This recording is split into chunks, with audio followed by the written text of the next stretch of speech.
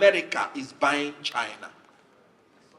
Rule of law is the effective and efficient application, implementation, interpretation, and enforcement of the law for peace, order, and good governance of the country. So there is a solution. If the president does what is wrong, let the law catch up with him. Lord Denning said, however high you are, the law is above you. If we practice rule of law rather than rule of man, then things will change. If we continue embarking on conferences, on ending conferences, are we not even ashamed?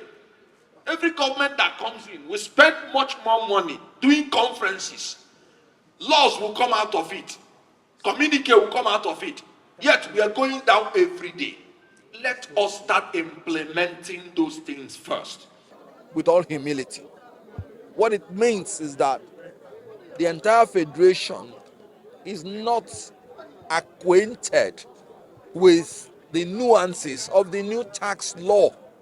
So I am in support of consultation. The Constitution is very clear that the participation of the people in their government shall be guaranteed. Section 14, subsection 2. If the people do not understand what you want to do, explain to them for their understanding. You cannot be dictating things to people, because even your good intention can be evil spoken of if the people do not know what you're doing.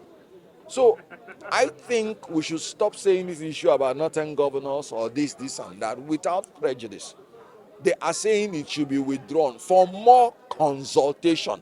And it was also adopted by the National Economic Council. So you can no longer say northern governors. What's the position of the Southeast on this reforms, please? Oh, well, you should ask the Southeast or their spokesperson.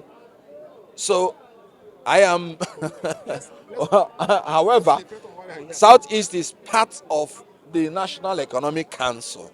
So obviously, if you ask me, they are also part of the people that said you should withdraw it for more consultation. But I am not saying authoritatively for them. Okay, sir. You are one of the pioneers for this manifesto that Sister General meeting today. So, what's your take on issues of doing business and your message to them, the manufacturers, to come out from this challenging? You see, the primary responsibility of any government is the security and welfare of the people. My take here is that the manufacturers are lamenting that these things they have enunciated here are part of their problems. And we're talking about frequent policy flip-flop. We are talking about macroeconomic instability, which is resulting in the volatility of the exchange rate. We're talking about astronomical energy costs, which is resulting in high price of electricity, high price of fuel. We're talking about high interest rates, 35% that you pay when you borrow money in a depressed economy. We're talking about multiple charges. You just heard somebody saying that even if you want to export, NAFDAC will tell you bring your certificate.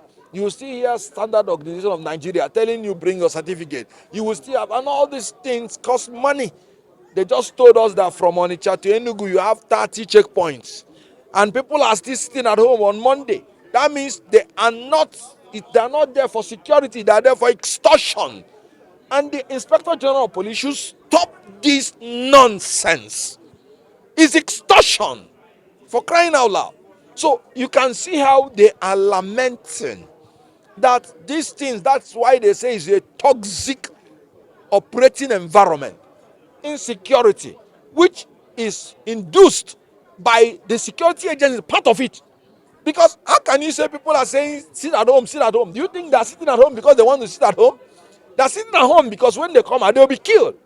And you can imagine the government that ought to be the ones, because in Nigeria, you can't even bear arms if you're not the federal government. So people are killing people, telling them to stay at home. And you're turning back to blame the people that they are staying at home. When you are not providing security enough, if they come out on that day, the government should stand up and live up to the true meaning of its existence. security and welfare of the people.